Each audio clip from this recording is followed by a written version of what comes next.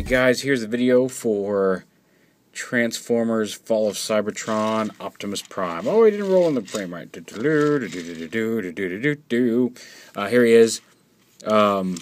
He's a little squat little truck. He's so wee and cute. I've been seeing people say that these guys are scout sized. They're bigger than scout sized. They're small for deluxes, admittedly.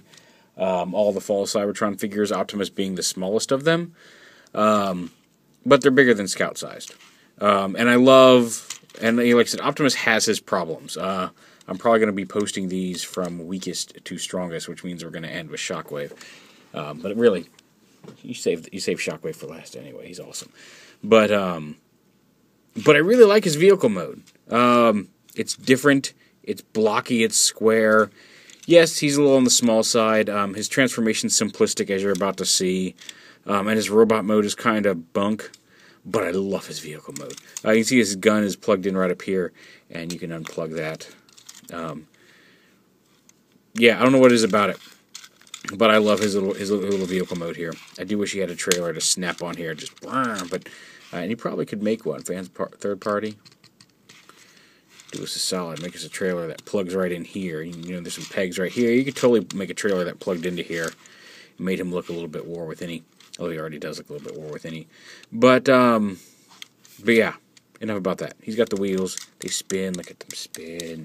Look at that spin. Anyway. He's a lot of fun. I like him. I like his truck mode very much. I've said that 1,000 times because it's so awesome. Anyway. Yeah. Transform in. You want to unplug the legs here. There's a couple little pegs here on the part of the heel that flips up that actually peg into the back of his torso. Easy to miss, but they're there. So you bring those down. You can bring this whole abdomen piece down. The legs unfold out and flip around like that. And then the feet, you don't just want to bring them down like this. You want to bring them all the way back so that peg that did peg into the cab kind of comes all the way up here to the top of that opening where that joint is. Again, you don't want to just bring them down like this. You want to, although you could. I mean, that'll work. But you actually want to bring it all the way back like that. And then from here, you unpeg the bumper together, and then you unpeg the arms from right up here. There's a little peg right here that pegs into the cab. Unpeg that, and then you bring this, take the bumper piece, pull it out, and rotate it around like that, just to get it out of the way here. Bring this down. Actually, you want to rotate this the other way. You want to bring it down behind the arm like this. Bring the arm down, rotate the entire arm around like this, and rotate the fist back around to the front like that. You can leave the fist the other way in vehicle mode, but then you actually see his fist, whereas if you rotate it around, you just see the flat back of his fist in robot mode, or in vehicle mode. And the same over here. Bring this down, rotate it out, rotate the fist. And then what you do is you take these arm pieces and you rotate them up like this, right here at the shoulder. See that right here at the shoulder rotates up, and that causes this whole head piece to rotate up and pop out. And then you flip this down and snap it in to the back. There's nothing super holding it in. There's just a couple little tabs here. You just push it past and snap it in, and then you can move his arms without moving his head. And then bring his head down. Now he comes packaged with the smokestacks on his shoulders, sticking straight up. That is the vehicle mode configuration for them. See if we can get a little bit of better focus on here.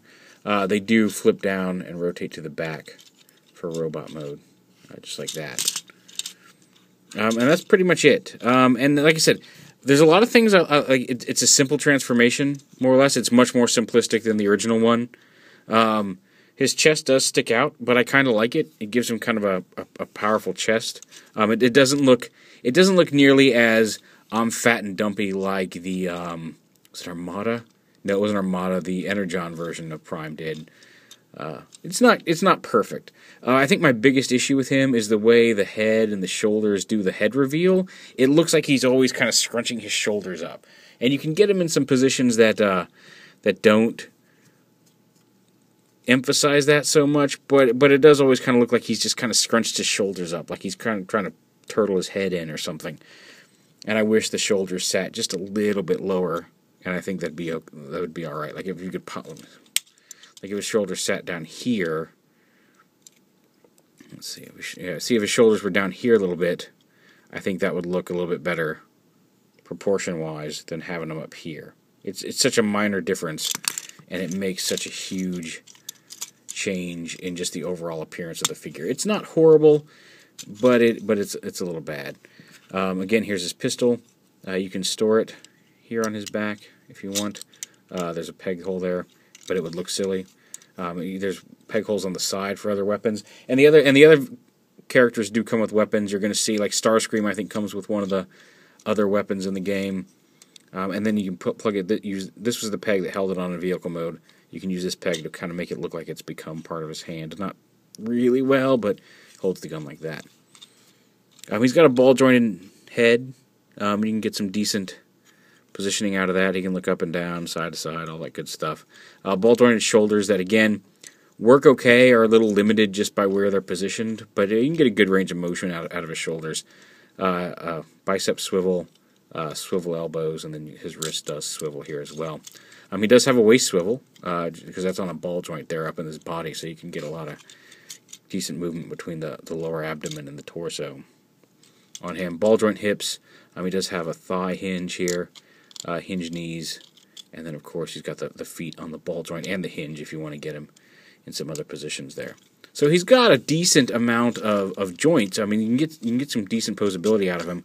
Any lack of posability is more just by pieces blocking each other than lack of ability to pose him. By which I mean lack of joints. Probably would have been an easier way to say it. So it's not a horrible design. I like a little bit more of the brickiness of it. I love the vehicle mode. I just feel that there could have been a couple little tweaks, like if the shoulders sat just a little bit lower down. Like if the Autobot symbols were more even with the windows here, I think his shoulders would look a little bit better. But all, I think he's worth it. Like I said, he's a little smaller than your average deluxe, but he's not tiny, which has been a complaint. Like he's not, like here's one of the 4-inch Ninja Turtle figures. He's bigger than that. He's not scout sized like I've been seeing people complaining about. He's smaller, but not super tiny.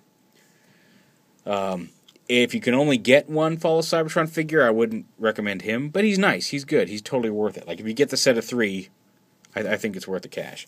But there he is. Fall of Cybertron, Deluxe Optimus Prime Part 2.